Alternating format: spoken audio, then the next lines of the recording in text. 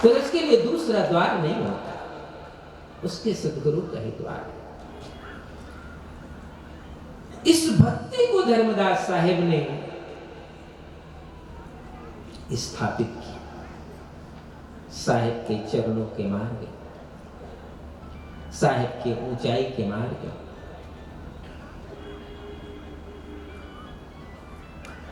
इसलिए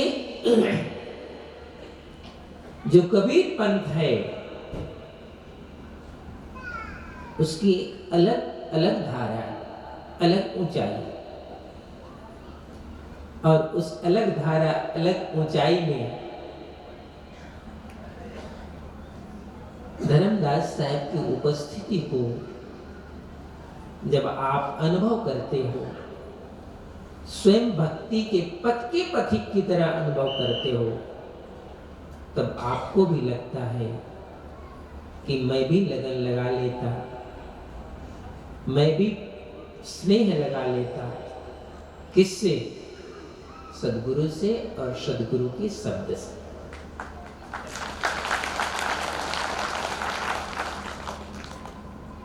ऐसा इसलिए भी हुआ, ये लगन जरूरी इसलिए भी है कि हमारी लगन कहीं न कहीं थोड़ी बहुत बटी हुई है, बटी हुई लगन है। कहीं वहां भी बट गई है, कहीं वहां भी बट गई है, और कहीं वहां भी बट गई है। लगन कई भागों में बट गई। तो धर्मदास साहब कहते हैं उस लगन को संपूर्ण भागों में एकत्रित कर दो। सारी दिशाओं में जो लगन लगी है उसको एक दिशा में ले आओ। और उन्होंने एक दिशा में सद्गुरु की भक्ति को एकत्रित कर दिया।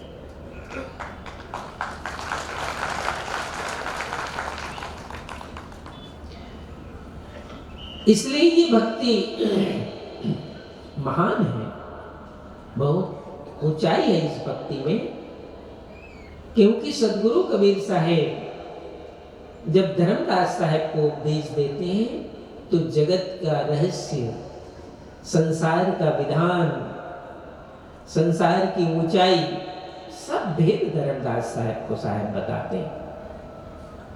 उन सबको सुनने के बाद, उन सबको ग्रहण करने के बाद धर्मदास साहेब उस निर्णय पर पहुंचते हैं जिस निर्णय पर पहुंचने के बाद धर्मदास साहेब धनी हो गए। और मैं जो अनुभव करता हूं, धर्मदास साहेब ने 56 करोड़ की संपत्ति छोड़ी नहीं, वो छूट गई। छोड़ना और छूट जाने में बहुत अंतर होता है। तुमको कोई चीज छुड़ा दिया जाए तो उसकी कसक रहती है कि मैं नहीं चाहता था तो भी छुड़ा दिया गया, रहती ना, कसक रह जाती। एक चेतना रह जाती है कि मैं तो इतना ही छोड़ना चाहता था, लेकिन उसने सब छुड़ा दिया। धर्मदास साहेब को किसी ने छुड़ाया नहीं। यही भक्ति का प्रताप है। सद्गुरु के ज्ञान को उपलब्ध होकर जो भक्ति का प्रताप अपने अंदर जन्म लेता है, वो क्या है? उसको किसी को छुड़ाना नहीं पड़ा, वो अपने आप छूट गई। और जो अपने आप छूट जाती है वो कभी सामने आती, उसके सामने कभी नहीं आती। और जो अपने आप नहीं छूटती है वो शायद घूम फिर कर आ भी जाती है, घूम फिर कर आती जाती रहती है।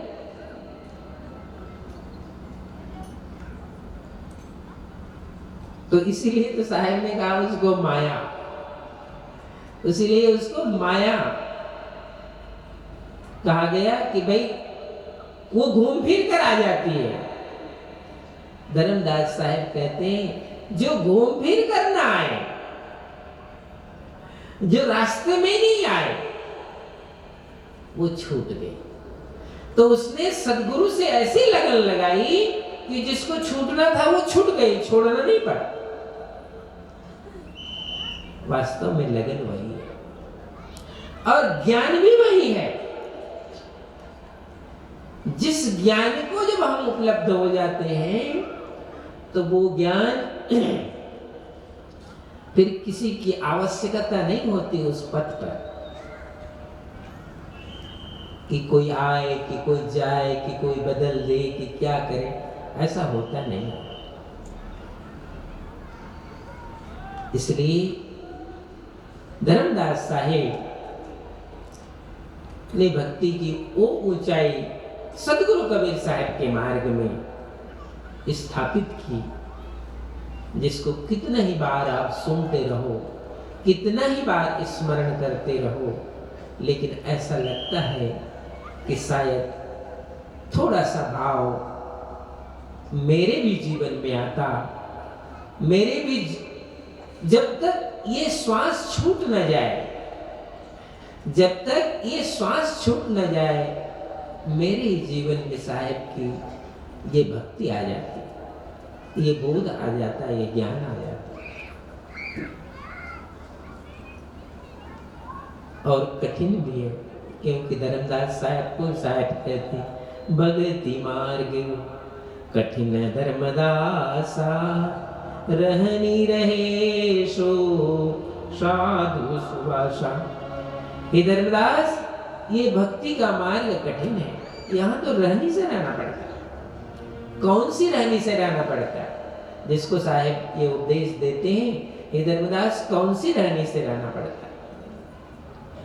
धर्मदास, एक ही रहनी है, उस रहनी से रहना पड़ता है।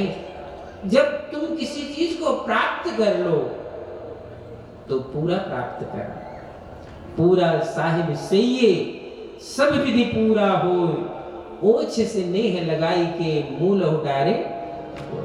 साहिब कहते हैं पूरा साहिब से, पूरे सदगुरु से नेह लगाना, प्रीत लगाना और पूरा ही लगाना। जब तक पूरा ना लगे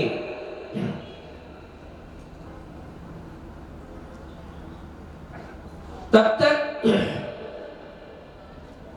शायद वो बीच बीच में आएगा, तुम्हारे मार्ग में आएगा, किसी रूप में आ जाए, माया रूप में आए, बंधन रूप में आए, किसी रूप में आ जाए। और जब पूरे साहिब को हम प्राप्त कर लेते हैं तो भी किसी रूप में आता है, हमें कोई फर्क पड़ता नहीं। संतों आए जाए सो माया, फिर आया गया नहीं रहा कि रहा, वो हमें कुछ फर्क पड़ता नहीं। धर्मदास साहेब सदगुरु से जब जुड़े तो इस स्टेज को प्राप्त कर लिया, उस अवस्था को प्राप्त कर। और ये भक्ति ही नहीं है, केवल भक्ति ही नहीं है, इस भक्ति में जो बोध है, 3 लोक 14 भुवन में जो शक्ति है, साधना है, उपदेश है, उन सबका बोध है धर्मदास साहब। और उससे ऊंचा जो मुकाम है वो मुकाम सदगुरु का है।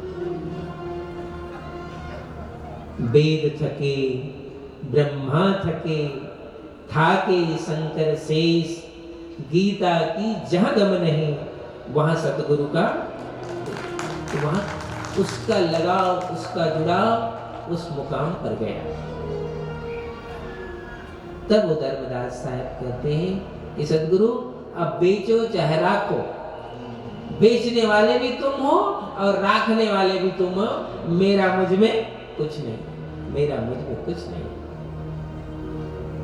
इस शुद्ध और परिष्कृत अवस्था को धर्मदास साहब प्राप्त किए और सदगुरु के परम शिष्य हो गए, परम अधिकारी हो गए। तब धर्मदास साहब को साहब ने कहा, धर्मदास तुम पंथ के राजा, तुमरे हाथ जीवन के काजा। हे धर्मदास, तुम मेरी जो ज्ञान और भक्ति मार्ग के